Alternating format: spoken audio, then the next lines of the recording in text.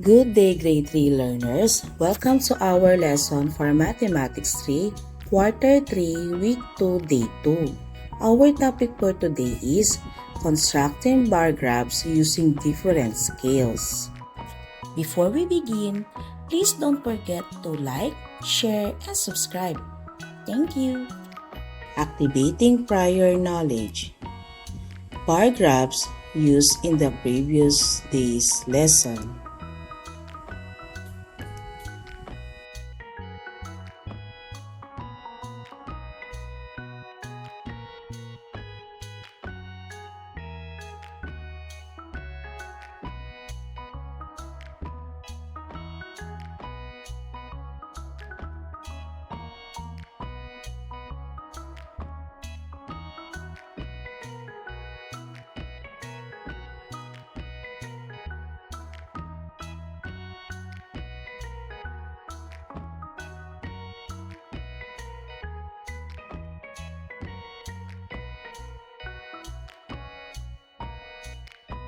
What is the first bar graph about? The second bar graph and the third bar graph?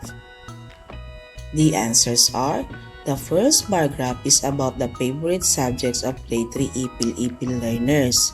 The second bar graph is about the favorite colors of grade 3 ipil-ipil learners. The third bar graph is about the pets of grade 3 learners. What can you say about the scales and intervals in the graphs? The graphs use different scales and intervals. What is the interval of the scale in the first graph? The interval of the scale in the first graph is 1. What is the interval of the scale in the second graph? The interval of the scale in the second graph is 2. What is the interval of the scale in the third graph? The interval of the scale in the third graph is 5. What should you remember when writing the scale in the graph? The spacing of the numbers should be the same. Lesson purpose intention. To construct bar graphs using different scales.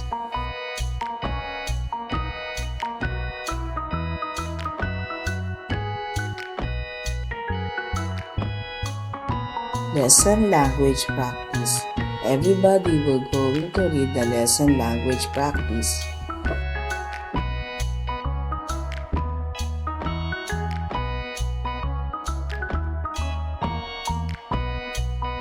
Developing understanding of the key ideas STEM. For the day's lesson, they will present data in bar graph.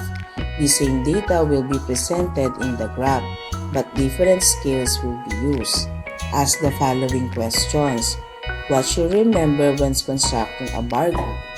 The bar must all be of the same width. The bars must be equally spaced and not touching each other. The numbers along the vertical or y-axis represents the scale must be written next to the tick marks, not in the space between them. Begin the numbers with 0. The interval of the numbers must be the same. The graph must have a title and the axis must be appropriately leveled. Learning activity sheet number 1. Using different scales in presenting data in a bar graph. Read the given situation.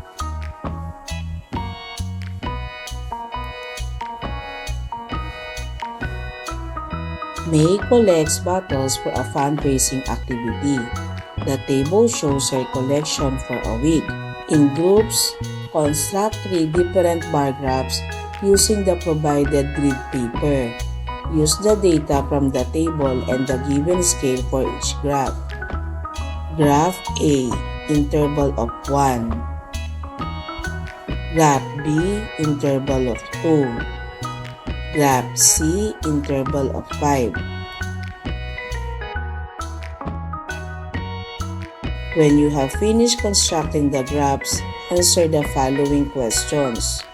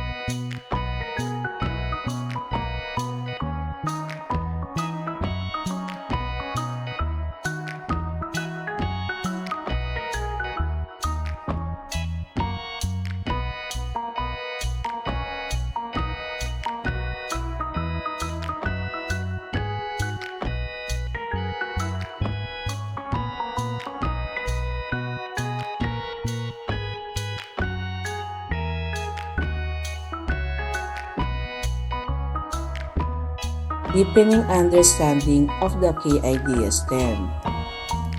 K are the expected outputs of the following activity.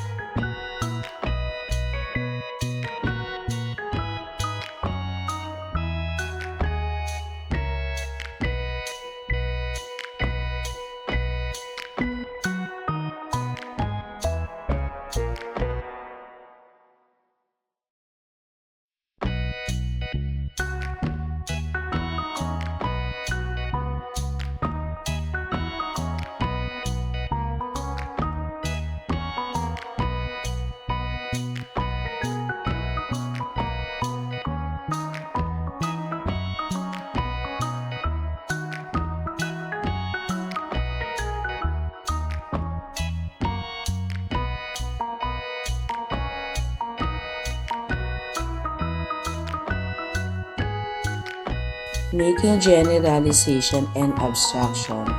What should you remember when constructing a bar graph? Everybody will going to read the generalization.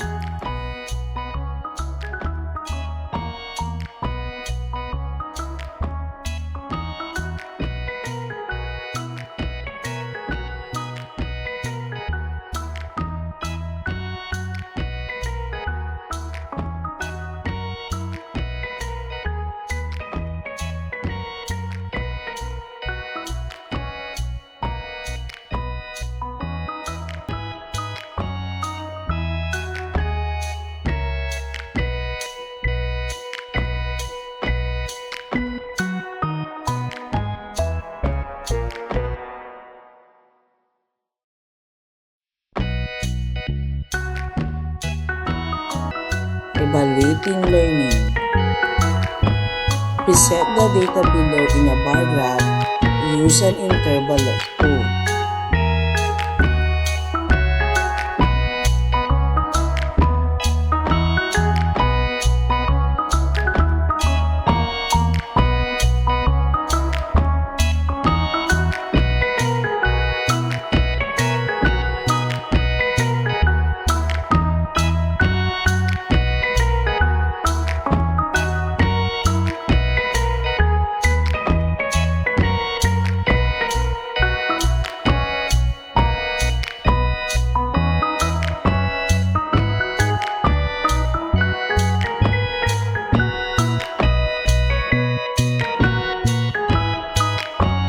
Here is the expected answer.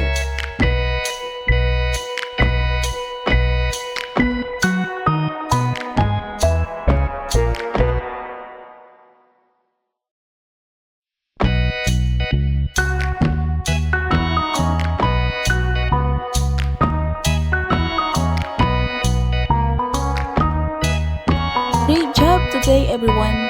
You listened well, shared your thoughts, and worked hard. Keep up the good work. Always remember to count, read, learn, and have fun. See you next time!